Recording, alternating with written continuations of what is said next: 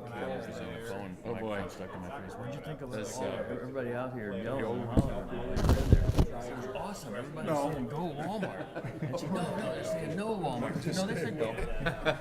They get them riled up and then they're wrong. just shut that down. She went to the next person. Yeah. Yeah. What's up?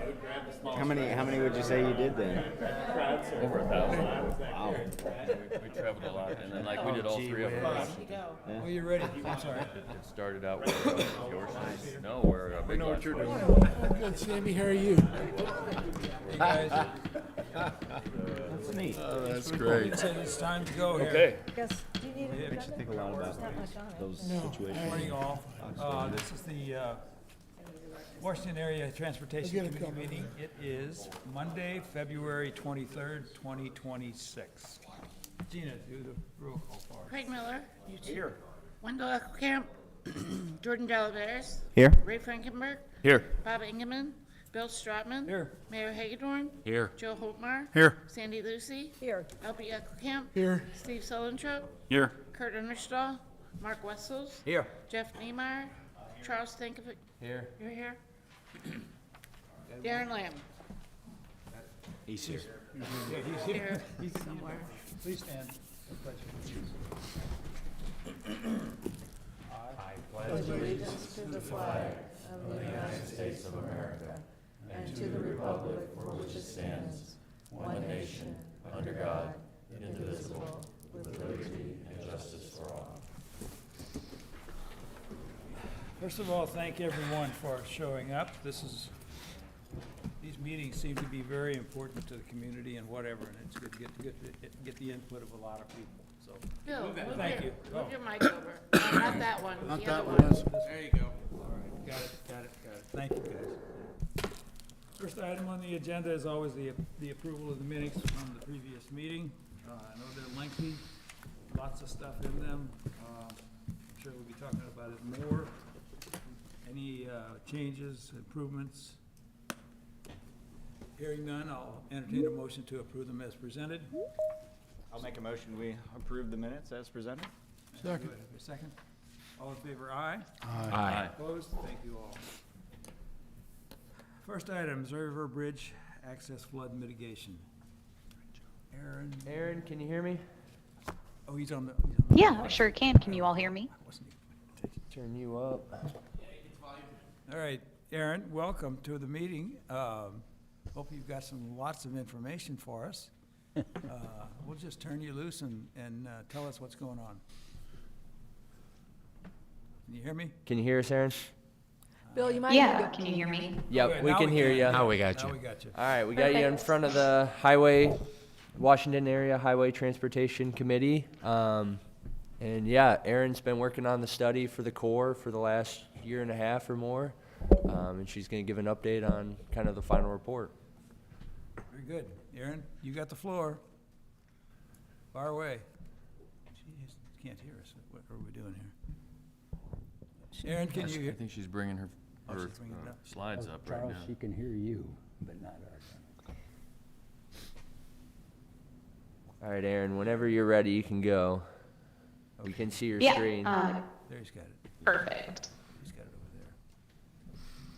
there. All right, so yeah, as Charles mentioned, I'm Erin Rinkemeyer. I am the FPMS or Floodplain Management Services Program Manager in the Kansas City District. And for the past year and a half, 2 years or so, we've been working on FPMS study in Washington, Missouri. So just wanted to give you guys an overview as to what that study was and what we found. Very good. Take it away. Charles, she can only hear you. Yeah, you're gonna have to leave. Oh, Charles, are you you're gonna talking? have to- I think you're muted, Aaron.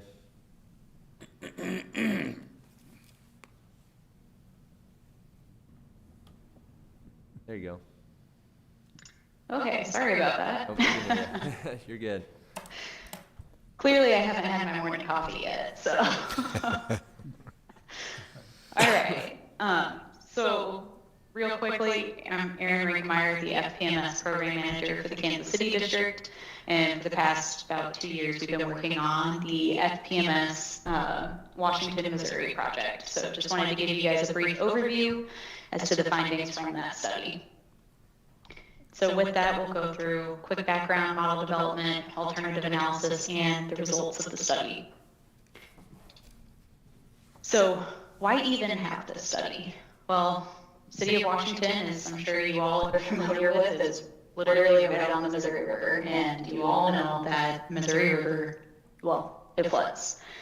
In Washington specifically, like large Missouri River flood events have contributed to disruptions in major transportation centers, including Highway 47 and the regional airport, and contributing to long detour routes for like the Washington School District and many other key pieces of the community. So we wanted to see if there was anything that we could do about it. As part of that effort, we created a hydraulic model extending from Herman, Missouri, all the way down to St. Charles, with the primary study area focused on the City of Washington.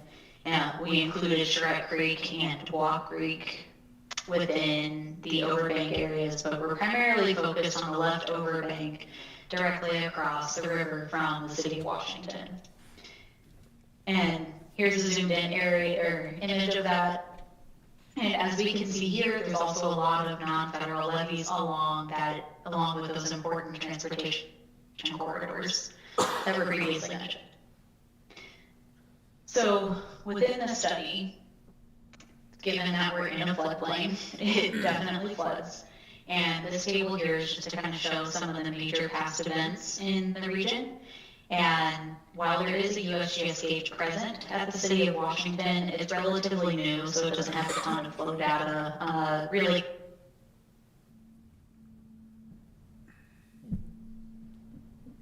Nope, we lose you. Hold on, Aaron. Lost the whole feed. Her lips moving.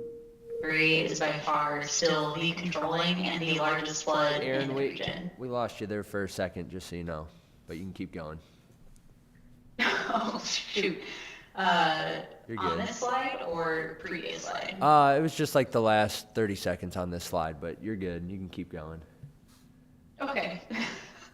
So all I was saying is that this slide is just showing some of the flood history from both Herman, Missouri USGS gauge and the City of Washington USGS gauge.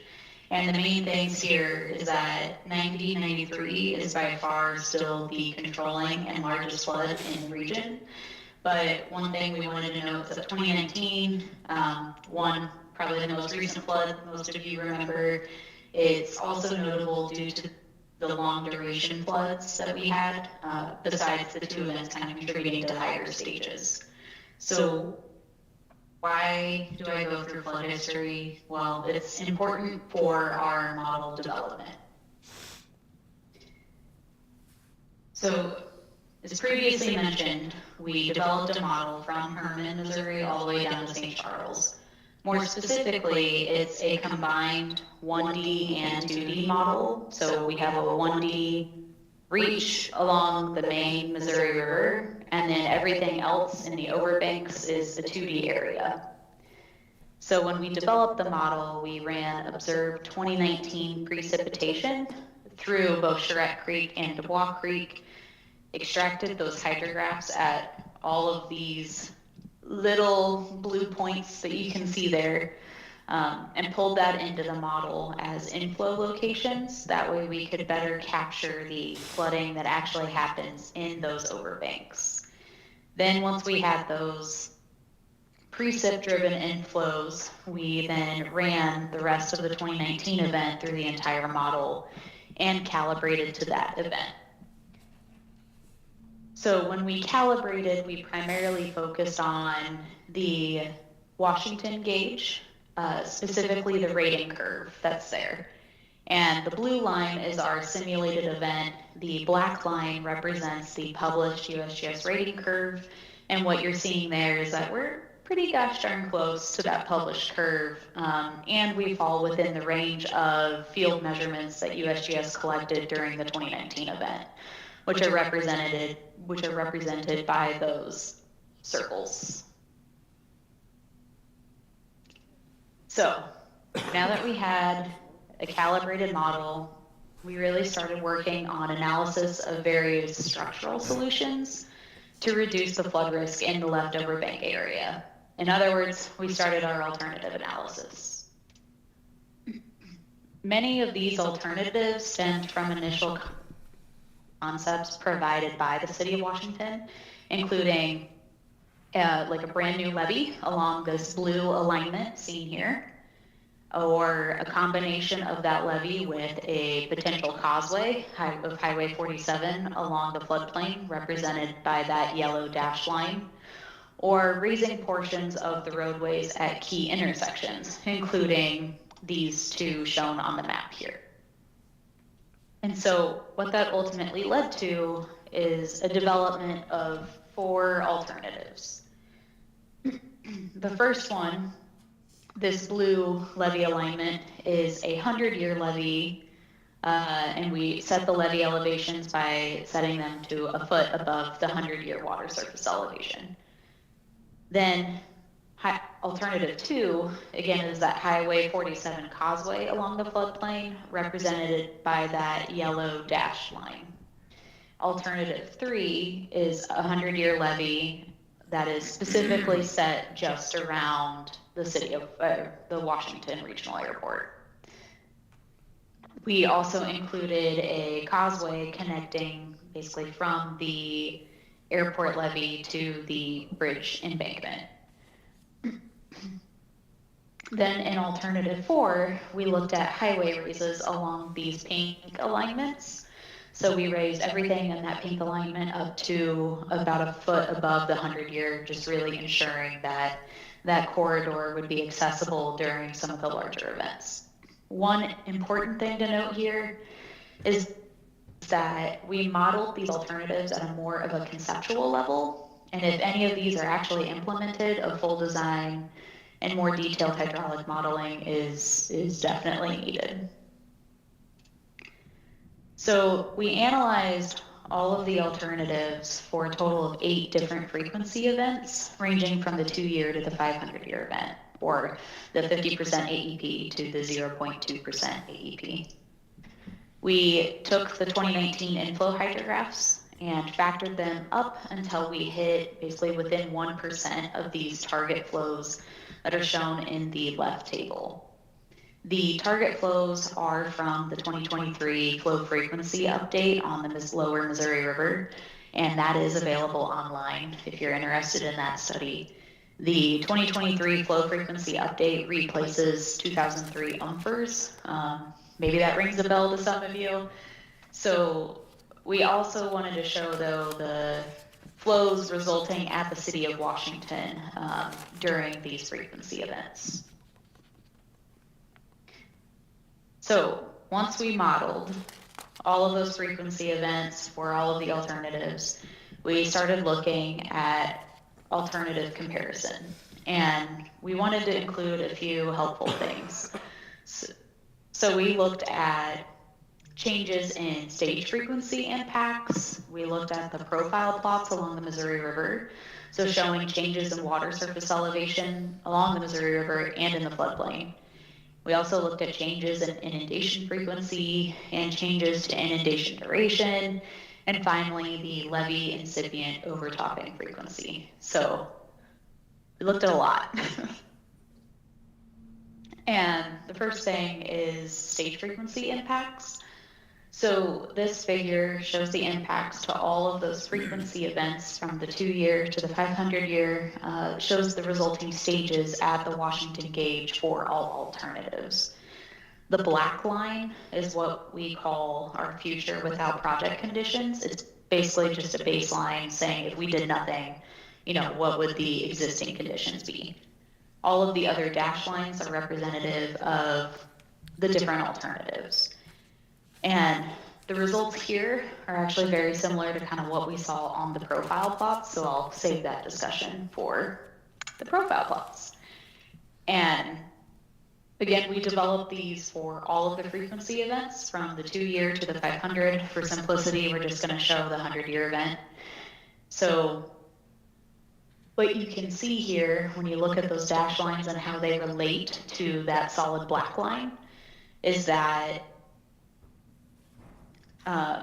alternative 2, which is the causeway, had little to no change. It basically follows that black line almost exactly.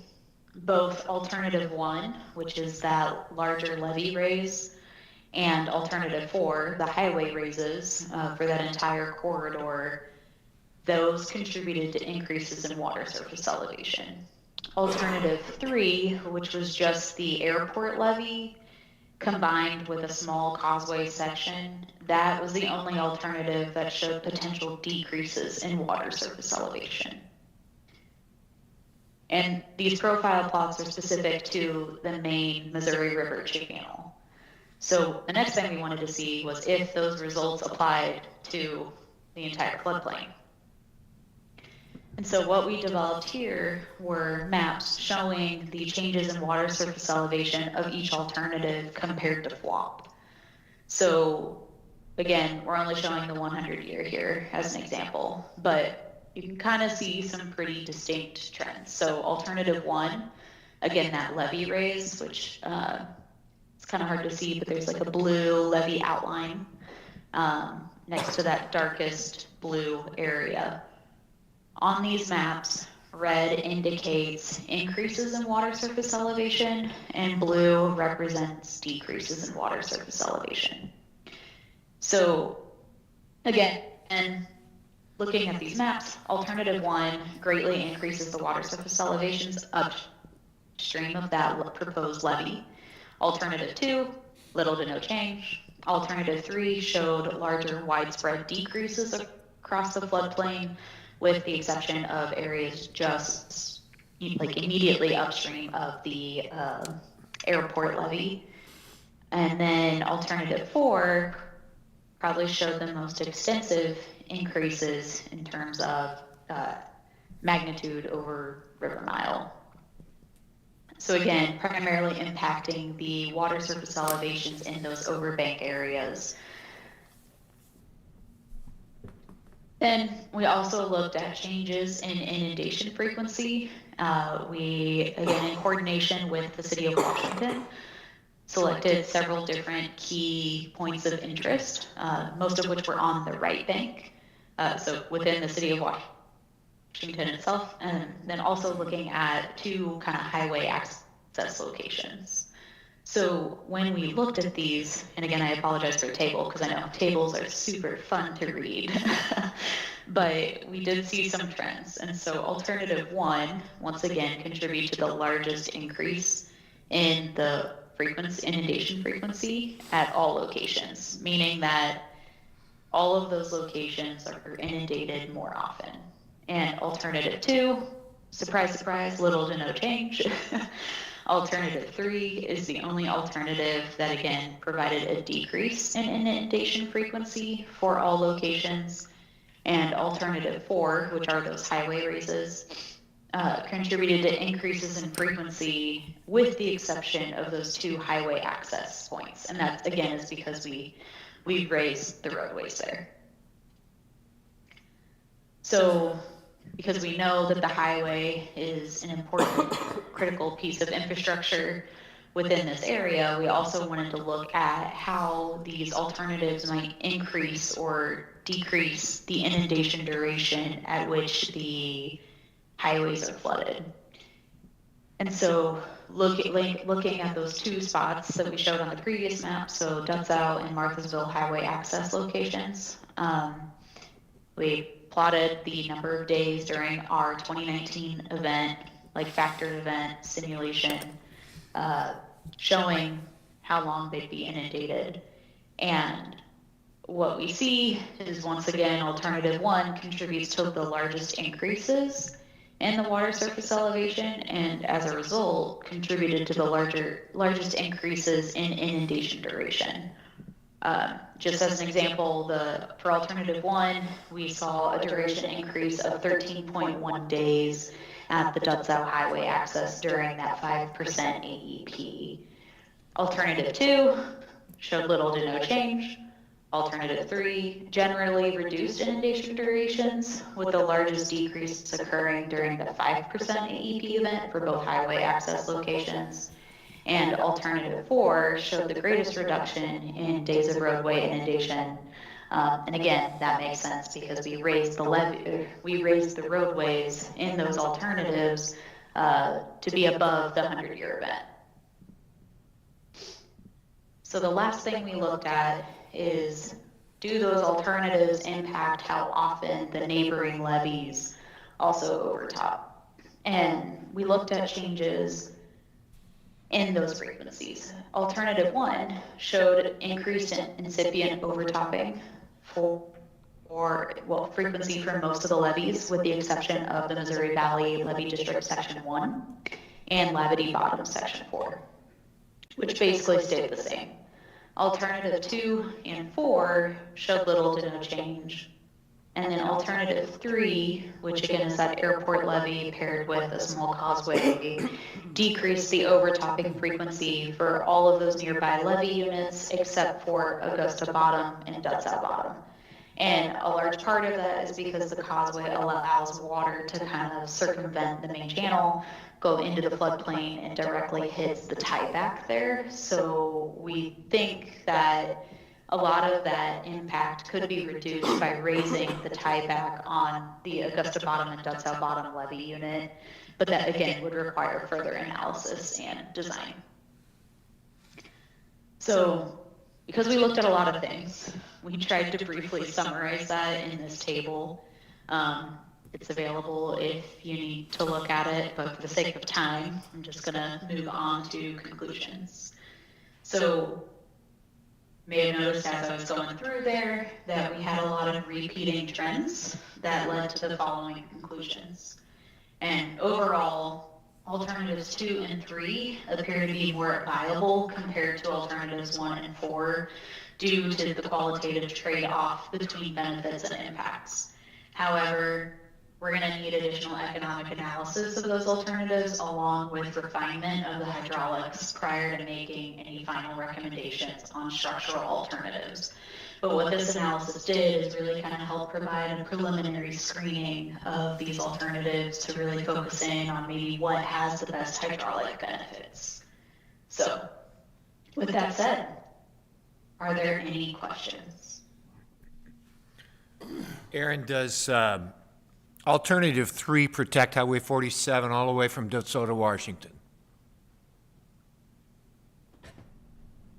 Aaron, can you hear us? Can you hear that? Yeah, I'm trying to go back to the slide that showed alternative 3. Right. So alternative 3 was really just a levee along the main, like the regional airport. And that small causeway that gets it back to the bridge. Correct. Yeah. So Causeway, can you guys see my mouse on the screen? Yes. yes, Yeah, okay, so this is the causeway segment here. right.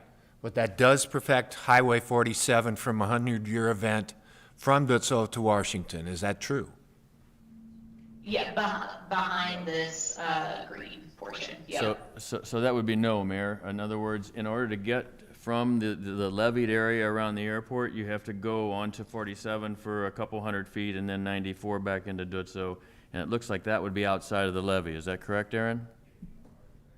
Yeah, we didn't go into all of the detail with potentially rerouting this, but I mean, there would be an option that we could look at refinement of this tieback to include some protection to Dutzow highway access.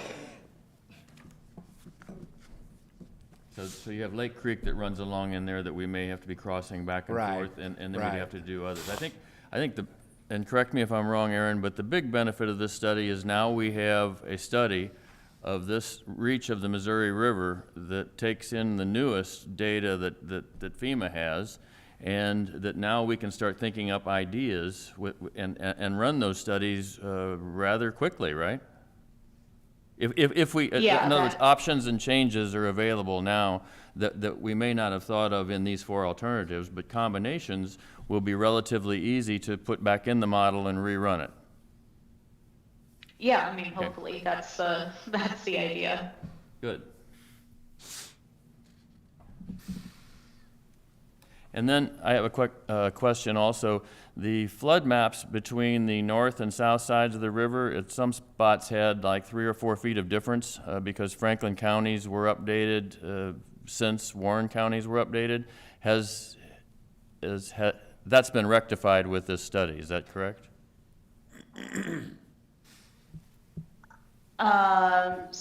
Are you talking about FEMA mapping changes? Or? Yeah, so you essentially started over new and included the best and newest flood data we had for the river, rather than, there was a difference between the 2 flood maps from Franklin County and Warren County, in some spots as much as 4 feet of difference in the 100-year flood, which, I mean, the river wouldn't know that. So my question is, did you redo that flow data so we had the most current data? So we did not redo like the FEMA floodplain maps. What we did do is use the updated flow frequencies from that 2003 flow frequency update, which anytime FEMA is going to be redoing the maps, that's the Missouri River flood information that they'll be using. Okay, I agree with what you're saying. I think I said that a little bit wrong, but yeah, we do have the most current stuff because you're using actual flood data. Yeah, from the 2003 flood frequency update.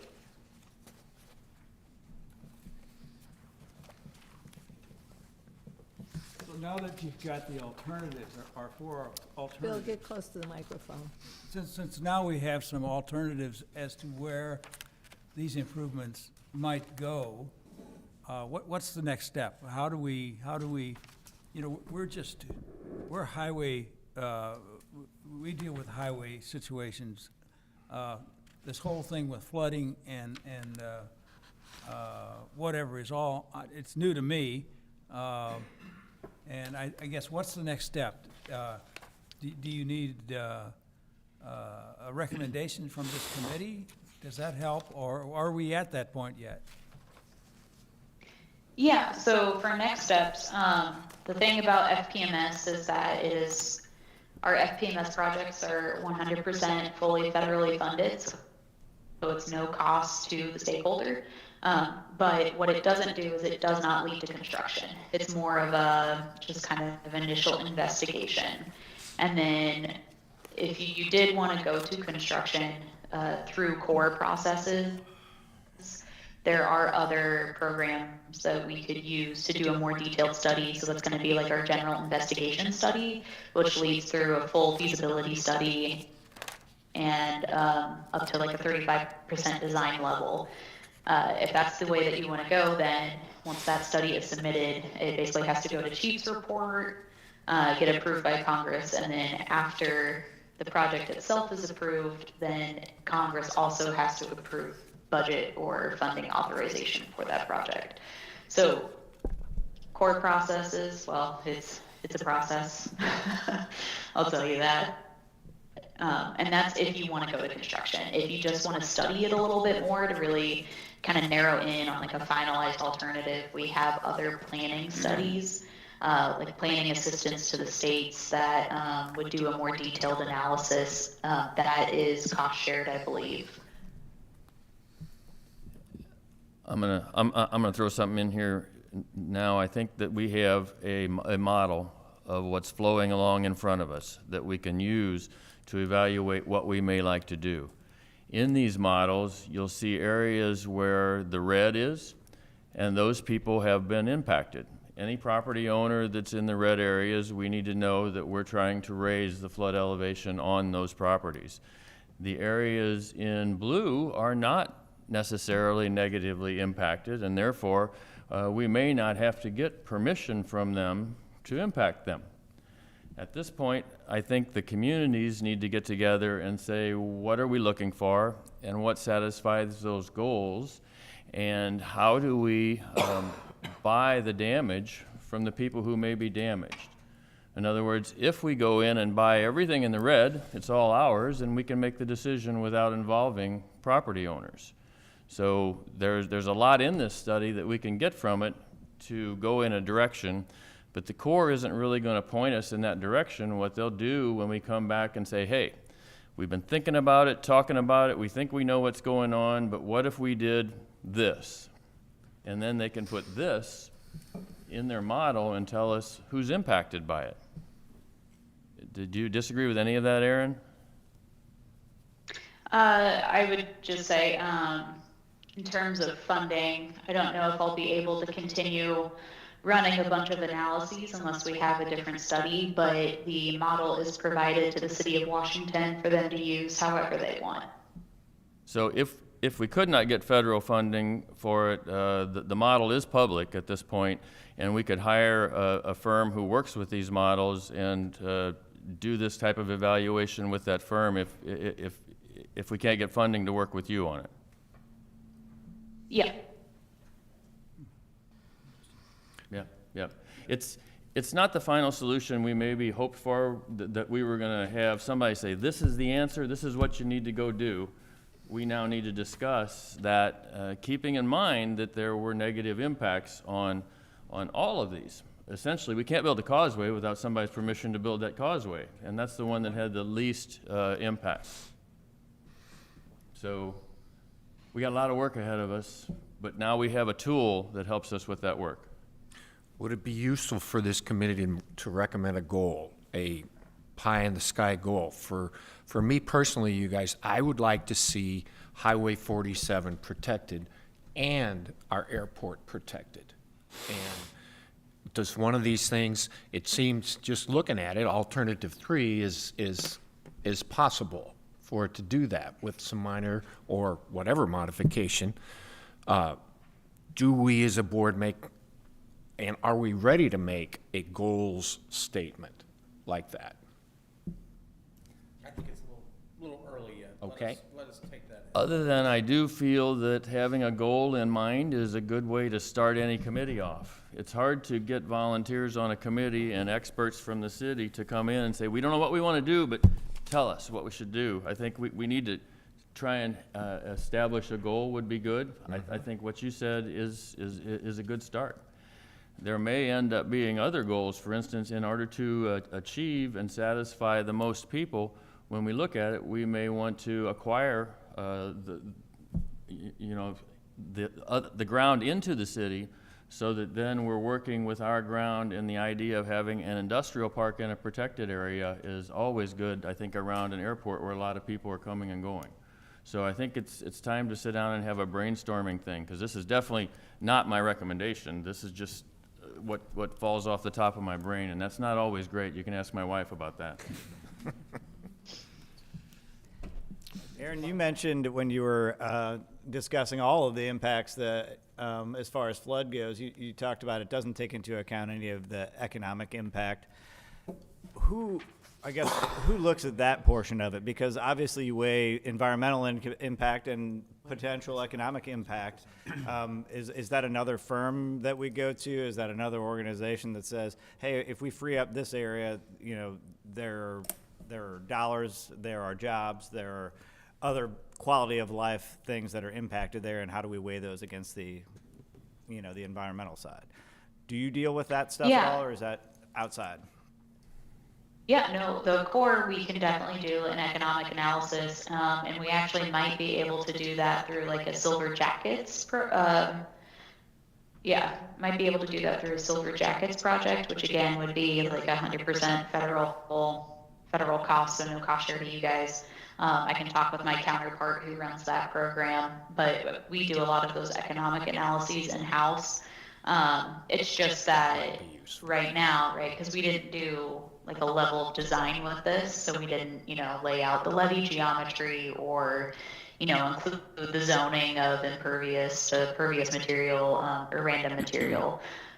So like a little bit more design, kind of from a feasibility level, would need to be done prior to doing that cost estimate. Because then they'll also look at economic benefits and also the environmental side of things. So we do that, we take that all into account. Traditionally, we'll come up with benefit cost ratios for these alternatives, but that might be another possible avenue to get you guys that information. that sounds like something I'd certainly be interested in pursuing. I agree. Aaron, Yeah. I'm vaguely familiar with Silver Jackets. Could you give us a real short definition of who they are, what they do? I know they're part of the Corps, but I would be not the person to tell us who that group is. Yeah. So Silver Jackets is basically just an offshoot of FKMS, but what they really focus on is like non-structural alternatives. So a lot of these are structural, but they also focus on kind of collaboration with multiple state or federal agencies.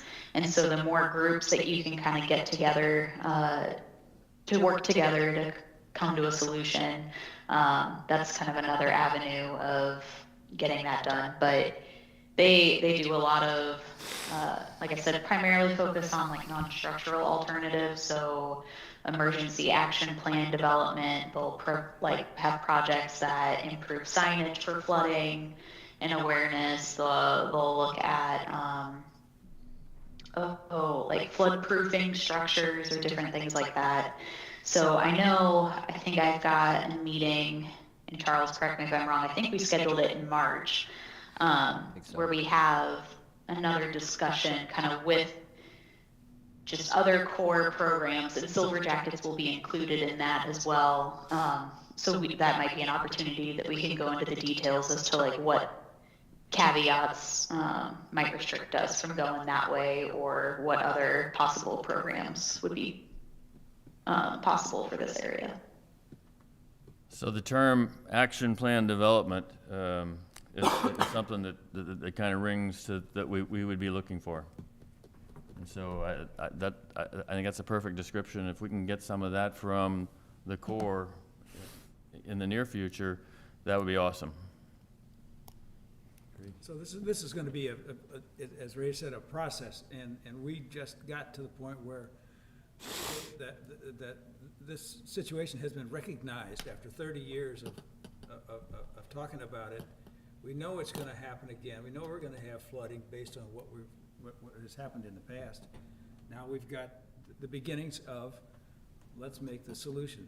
Now, I gotta tell you, I have no idea what that solution might look like and what's gonna be the best way to go.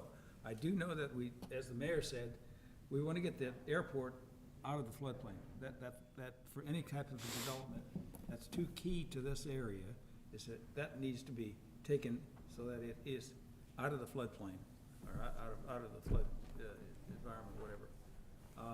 And the others is, there's a lot of people that, our school district, our hospital, are all tied directly to this area, to this side of the river. We can't let people be stranded on the other side of the river because of something that we can do to prevent it. We gotta start somewhere. That's my two things. We've gotta be able to get the people on, the normal, the traffic, the emergency people, school systems and whatever, have to be able to get to this side, have to be able to go to both sides without a flood. And the airport, if we can get that done, that'd be great. I don't know how to start it and how to, other than to say, those are the two primary things I think that needs to be done. And, you know, it took 30 years from a look at it from the previous year, from the previous flood, to realize that we need to do something. And now we're at a point where this is the first we've really seen of some ideas of what could happen and what we could do. Now let's hope that we can get that 30 years and we can get it done in a space of time that's a lot closer to Today. Today. So anyway. And it sounds like there is a meeting scheduled in March for March the or city. April, yeah. Yeah, so I think that's the next step is in front of us. We need to take it and then pick it up from there. But I think there is an opportunity at hand and much more knowledge available for us to use in making our decision. Well, I think this, you know, we don't know what we don't know. That's where I'm starting. And you know, with the age of these computers and AI, you know, it would be interesting to take this and make this a test case. Here's what we got, what's the best way to do it, and if this, you know, if there's software out there that can help us, let's go try to find it, get it, whatever, and get us some, maybe some better ideas of what we don't even think about, how we could do it. So, anyway, this is wide open, but we gotta go somewhere. We can't just let it set now. We got the study, we got the attention of the federal government and the government, state. Now we gotta start running with it. So that's where I'm at, so. Hey, how long did this study take? I'm just curious. About 2 years. About 2 years, and so would the next one take about 2 years as well, you think? Or since, I'm just looking at a timeline, you know? Yeah, Aaron, I think you had mentioned before a more detailed study would be probably a little longer, maybe 3 years or more. Okay. Yeah, so if we do like our GI or general investigation studies, which would be, that's like the Corps' process for doing a study to get to like big design. That one, we try to follow a 3 by 3 by 3 kind of guideline, which is 3 years, $3 million, and 3 tiers of review. And so, just to kind of put that into perspective, previously we were allowed some deviations from that 3-year requirement, depending on the size and scope of the project.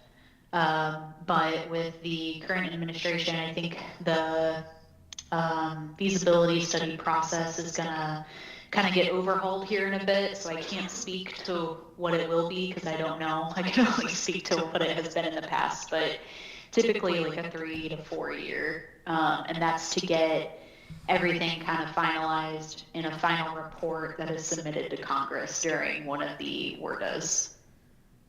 Okay, thank you. I was just trying to Yeah. figure out the timeline. Thank you. Elby, you've got a quick What, question? what makes it take that long? What goes on in that 3-year period?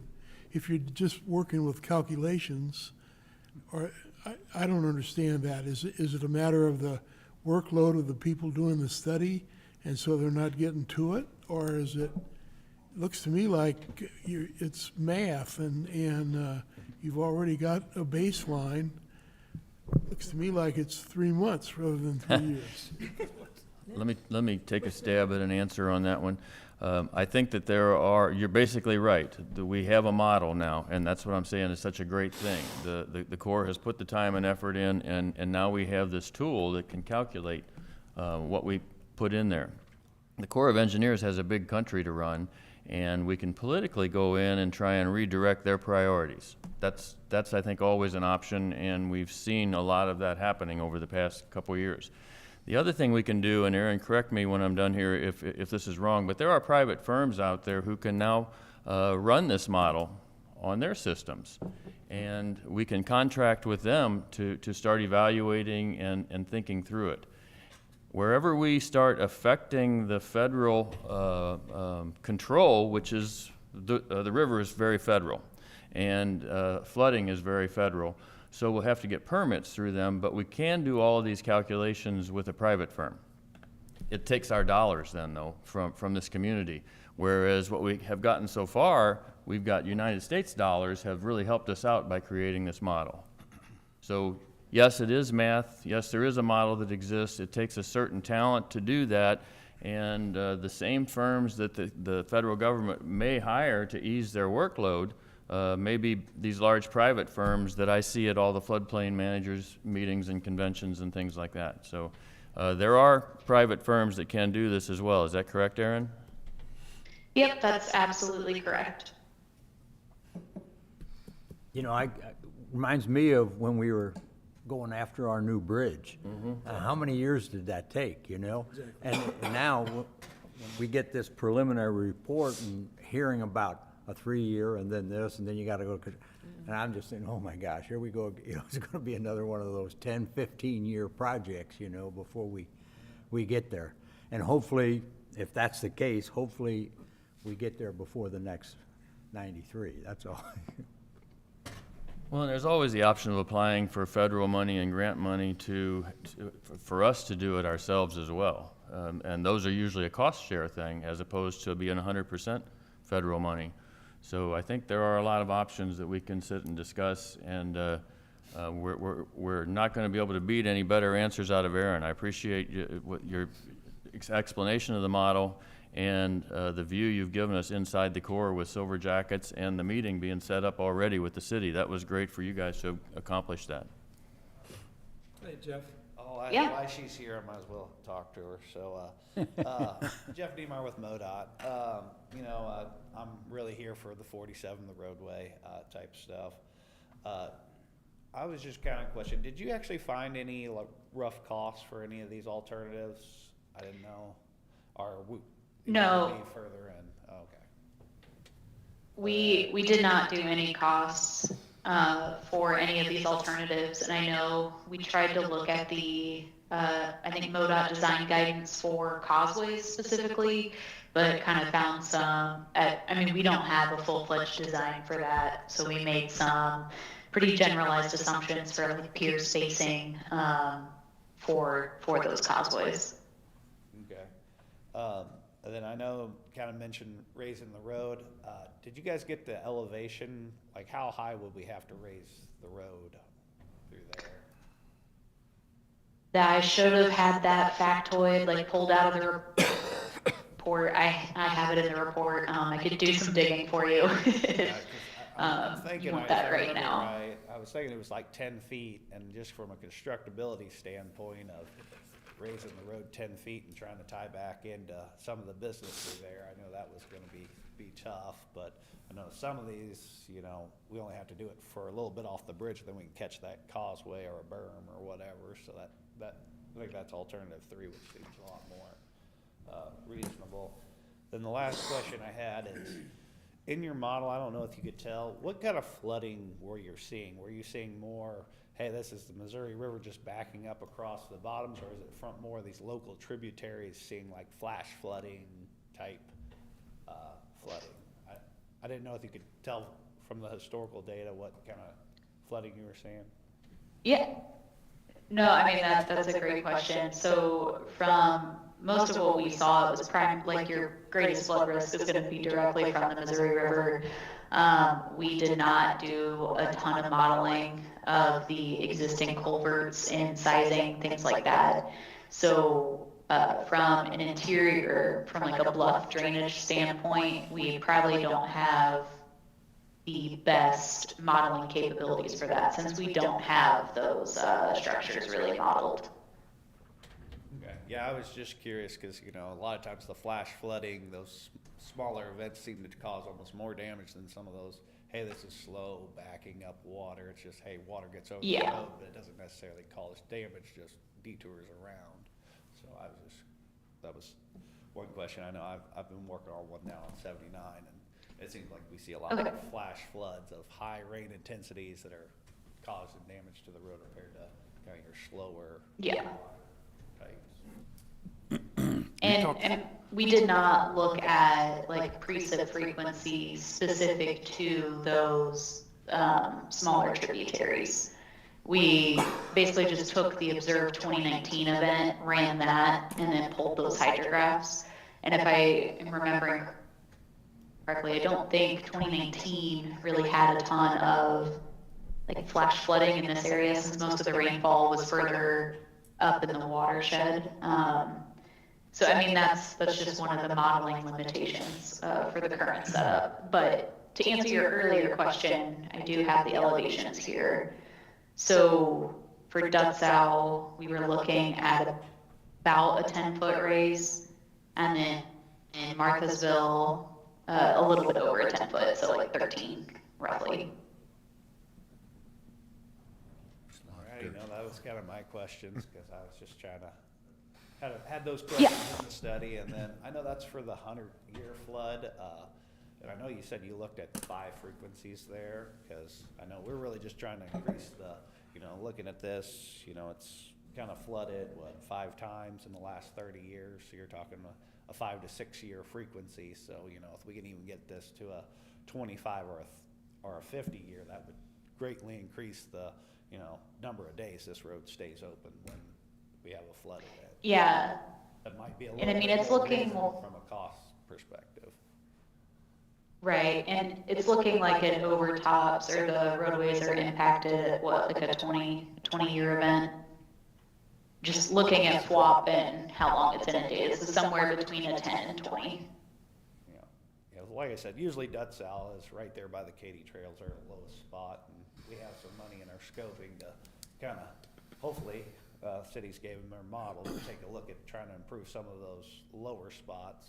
We were going to do some, survey work and just figure out what we actually have out there. We have a general idea of what elevations the road goes under, because we kind of look at the gauges you guys have and we know, hey, at this elevation we need to have our barricades out and Dutzal ready to go because it's going to go under type thing. So You talking about the elevation in Dutzal? yeah. So, yeah. So, but no, yeah. Like I said, I appreciate you guys doing this model. It really helps us, especially because I also cover Montgomery County, so you guys went all the way to Herman, so that they have just as many questions as you guys got. So that's all I had. Thanks, Jeff. Thanks for your input. So where do we go from here? Any suggestions, guys? We want to keep this going now. We've got the study, we've got the initial findings. Now, how do we do it? Is it if it's a money situation, tell us what we got to do in this community. We'll make it happen if we can. I think it's important, not necessarily but I hope that this committee feels the same way as I do, is that it's time to get this thing off of, might be done to, here's the plan, or here is a plan to get this thing done. And if it takes money, tell us how much we have to put in, if we have to participate, and we just start lobbying. Hey, don't let people forget. We got the study.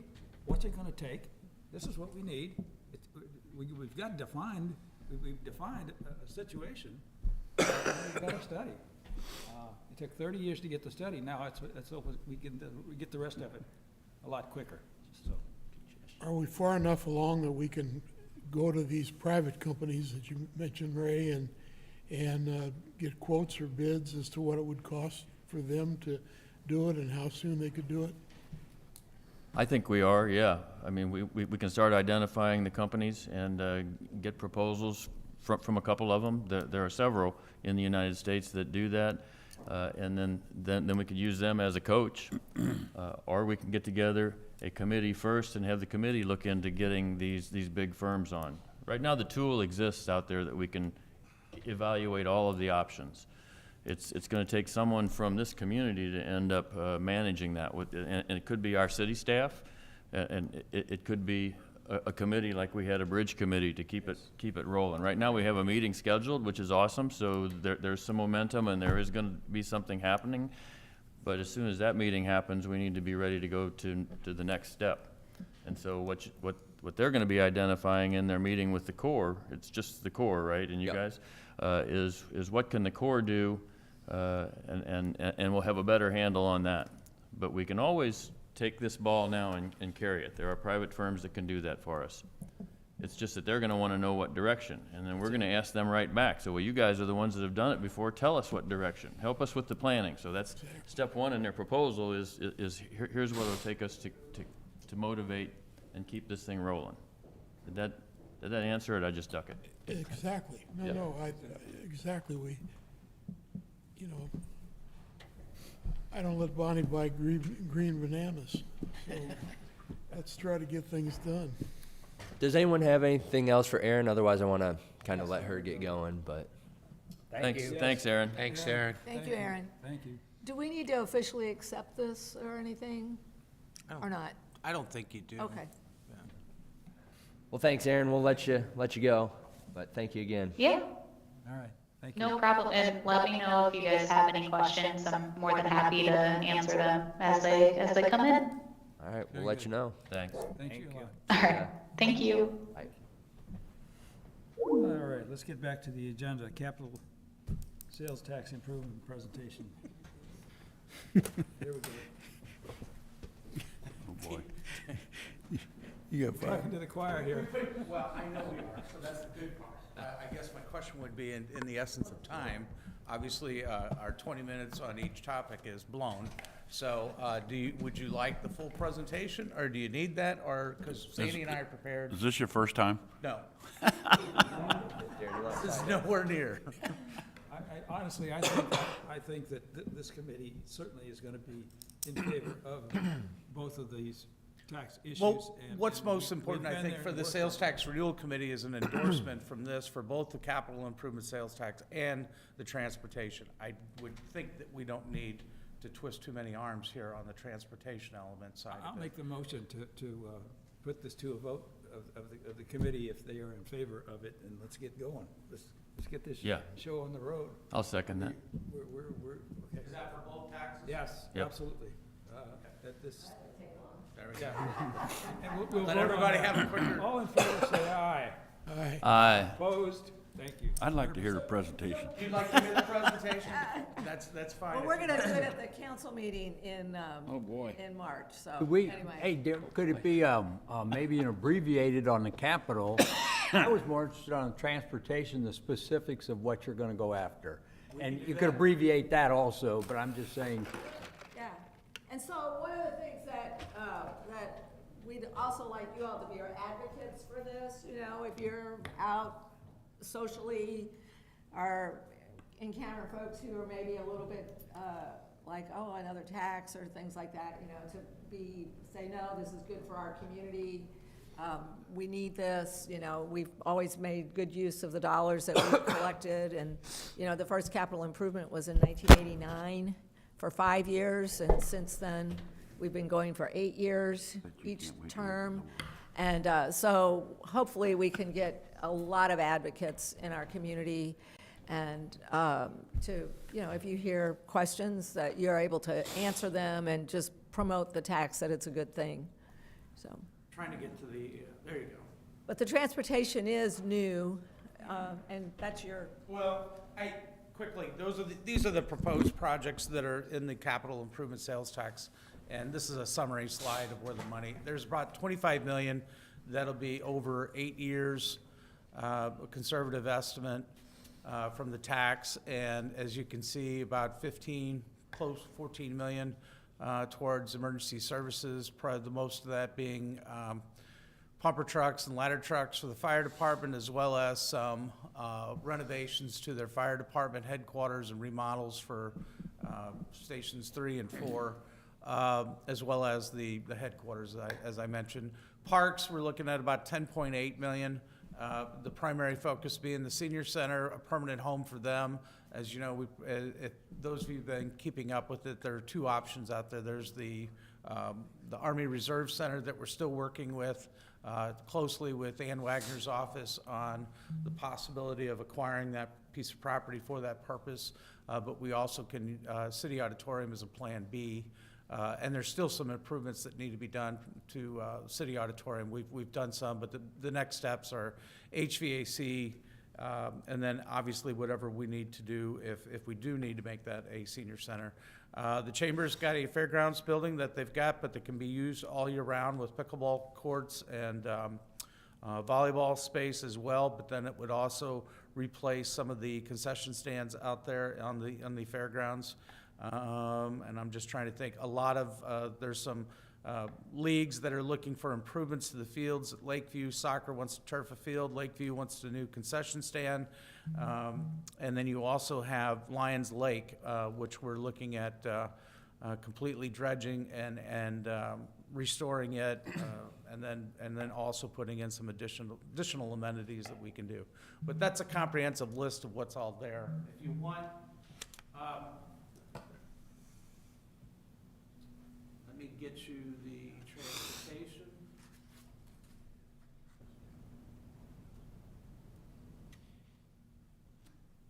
Get my glasses on.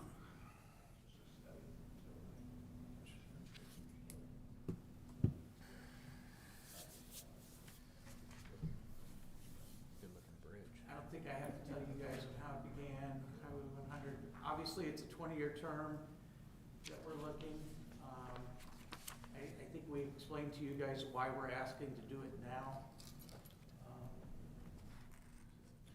those are some of the projects that we had. I mean, we had some questions as to why not, to answer the why not question is like, those are the federally funded projects that we have in the works that have been approved by East West Gateway, leading up to 2029.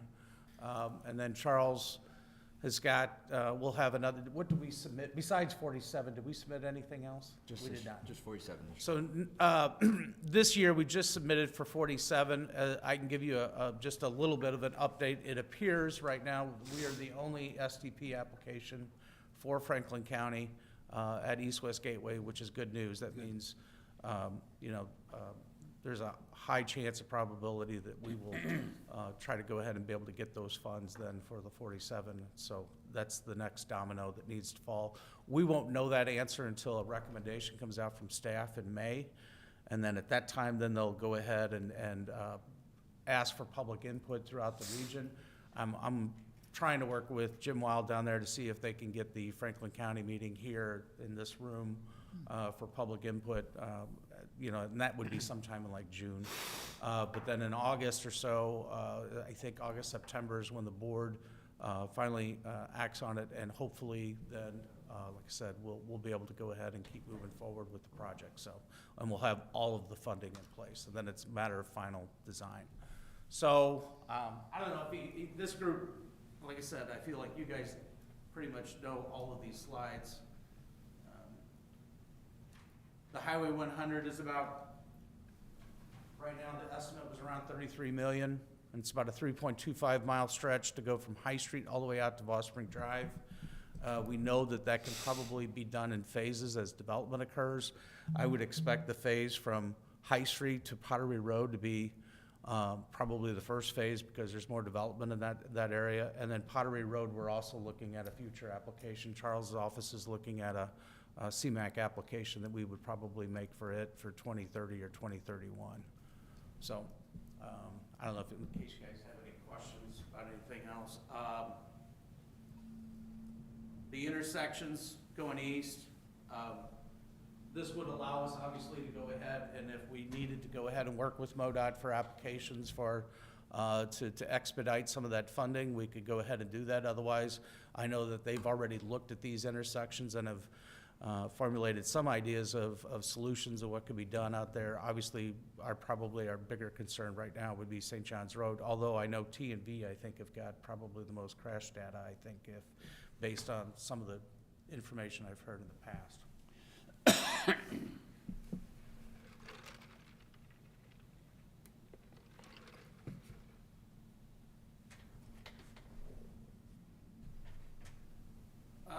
We're looking at, and this is the cost summary of all of the projects, but this is like an annual cost that we would, for each one of these projects, if you broke it down, and you can see it pretty much clearly mimics the revenue that we anticipate to get over the 20-year window. And that, and part of that, if we have savings on that 100, I mean, we're basing that on a 50-50 cost share, which is, I mean, we plan on going out for more funds than that, just like we figured out a way to go ahead and fund a lot on Highway 47. So we plan on doing the same thing. Any of those cost savings that we would have with that, well, that would help fund possibly a study that you've been talking about for the last hour if the city wanted to go ahead and move forward on something like that. I mean, we would use those transportation dollars for those things. So I can't tell you how important, I don't know what the community would look like if we didn't have this half-cent sales tax. I don't think I have to preach to this group too much. Half of you consist of our sales tax renewal committee, so. But if you have any questions specifically about it, or if anybody in the crowd does, we'll have the full presentations for, I think we have it on the first meeting, as we said earlier, in March at the workshop. And then we also have we'll have coffee with the mayor in March as well too. I'll get you those dates as soon as I get my phone here. Could you send us an email on that? Yeah, we'll go ahead and give you updates on when those are available. Thank you, Ray. Yeah, March 2nd, and then I think the other one is the 17th. Yep. I think one of the big things when I speak for this to my friends and the people I'm associated with, I let them know that, yes, I'm definitely going to vote for both of them. And if it wasn't for these two taxes, the city of Washington wouldn't look anything like it looks today. And then the one example I always give them is that when we first started talking about making Highway 104 lanes on the route that it had taken, that project would not have gotten started until 2026 for the construction. So when you start saying that and people think about how they get to and from town and what we're trying to do with Highway 47 at this point in time, and thinking about that being 20 or 30 years into the future before any of this discussion starts happening, I hopefully have changed a few minds that may have been thinking differently. But like you said, you're preaching to the choir here, but we always like to hear it so we can get a little bit of fodder to use for those out there who don't realize how far behind we could be. One The other other thing I try to also tell them is the draw that comes here. We used to consider that there was 150,000 people drawn to the hospital in this community. And this hospital has grown a lot in my lifetime. And a lot of the businesses and the industries and so forth are the same way as the hospital is. We've got these big radiuses drawing a lot of people to here. And I like to compare it to the town of London, England. And just some quick facts that I've got to throw out there. I wish I had brought it with me today, but when I saw that this was the agenda, I didn't. But London, oddly enough, has a very, very small population. I mean, in the tens of thousands. Yet there are like 1 million jobs come into and go out of London. And I look at Washington as the London of Missouri, if that helps you. I've never used that as a marketing tool yet, Ray, but But look up the population of London, England. You'll have a Yeah. population of the area and the region, and you'll have a population of London, and in that, it almost always tells you about the 250,000 jobs that there are in this little bitty town. Two facts that are not on these presentations, but they always get mentioned during the presentations is, one is sales tax in Washington compared to other Franklin County communities is lower than most of them. And I mean, every single one of these, and then if you go in St. Louis County, we're definitely lower than what you experience there. Every single one of those communities, it seems like, have formed a SID, just like we do. We've got a SID out there on the highway for Phoenix Center. But if you just take the base sales tax of what we have at 8.85, we're very low. And we're just asking for a renewal of that, no increase. So that's one thing. Second thing gets to what Ray talked about is just that general pull. We anticipate we probably, it depends on what, if you use people that use the hospital, yeah, that's a bigger population radius, but if you sat there and looked at maybe specific, I know when they were looking at the Target, that was like an 80,000 population because they were trying to figure out how far would people go to the nearest Target and how many of those dollars, come back here if you have it located here. You take some smaller stores, you may not have that type of population because there's other competition to get those goods. But we looked at, I know that it's probably at least 70% of the tax is funded by people that live outside the city limits, come to the city, buy goods and services, and then get taxed for that, and then the city is able to go ahead and use those funds.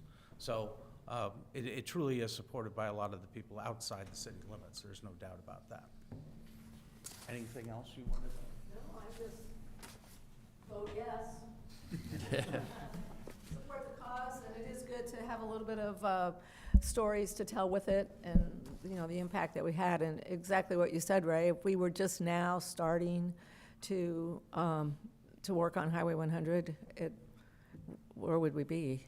But it is also a good comparison to what we had with our presentation today. I mean, we started, we got going on it, and things like that. So I think that we might be able to accelerate that as well, hopefully. So anyway, please go out, tell your friends, if you get in a conversation, and if you need any additional information, let us know. We will be sending out a flyer in the utility bill. There will be 2 postcards coming. Our signs are nearing completion, so we'll start putting out signs. If any of you have a sign location, let us know. And so we're really going to start hitting things now when March rolls around. So anyway, yeah, any questions? I always go back to this one, we get a copy of the sales tax collections for transportations, and we get it every month, and we see it. And people don't realize that, the sales tax, this half cent started in 2005. Mm-hmm. This has collected $40 million for this community, for highways. You take $40 million out of this community,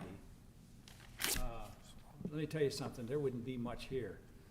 But that's what's caused it. We've got And you know, when great that- highways, and doesn't, people don't even have any idea the impact that Highway 40, well, 100, has done for this Right. community. Well, and back in 2005, we were roughly collecting right at $1 million a year in sales tax, and now we're 3 two- million. 2.9. Yeah, so, I mean, obviously, it has been good for our community, so. Sandy, those full presentations, so March 2nd, that's council workshop. Correct, at 6 The o'clock. 17th is breakfast. Coffee with the mayor. Coffee with the mayor, and that's at 8 And o'clock. that's gonna be over at the library, No breakfast, right? just I have that coffee. right? Yes, that'll be at the library. I was trying to boost it up to breakfast. It's I just can bring coffee. donuts. Yeah, breakfast, that sounds, Thanks, Andy. Appreciate it. okay, well, thank you, and thanks for your support. Really Thanks, appreciate Sandy. it. And the capital, that includes the capital improvement sales tax also. When we talk- Yeah, Did we finish the vote on supporting that?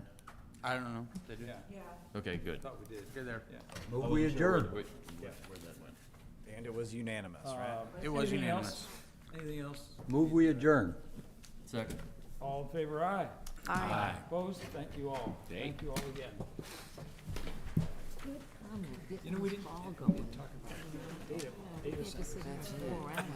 Talk about data centers.